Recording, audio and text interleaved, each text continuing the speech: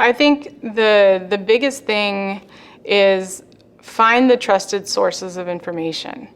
I can't emphasize that enough, whether you're talking about immune therapy in general or your particular cancer type. And there are those trusted sources of information out there, the ones that are constructed by patient advocacy groups or by nursing navigator groups or by our own scientific groups. You know, everyone is actually actively interested in and working on developing these validated, understandable patient resources that are put together from a patient and family literacy perspective. There's no scientific mumbo jumbo to it.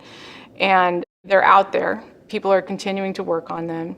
So when you're having that conversation with your oncologist or with your nurse navigator, say, you know, ask them, if I was to go online to find information, where should I go? Have that be a directed search as opposed to just typing in lung cancer, because God knows you're going to get overwhelmed with information.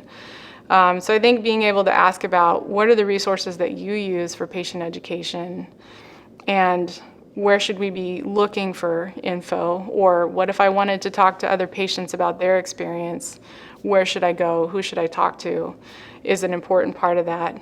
And I think also being able to have that conversation with your team about, well, what's next? Because I think that's also the elephant in the room oftentimes when we're taking care of people. You know, we all hope, of course, that first choice of treatment is going to knock it out of the park and the patient's going to do great.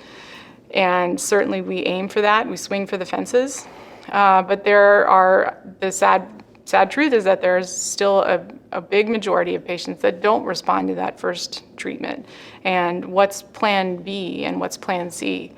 And maybe not ask it in a interrogative way, but be able to ask the oncologist or the treating team, okay, well, do we have other options that exist beyond this one? Because that's, I think, what all of us are constantly grasping for too.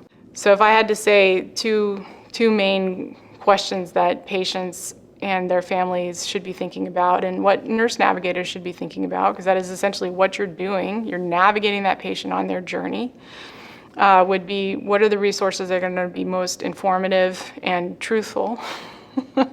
And then what's our plan if we don't get the response that we're hoping to see?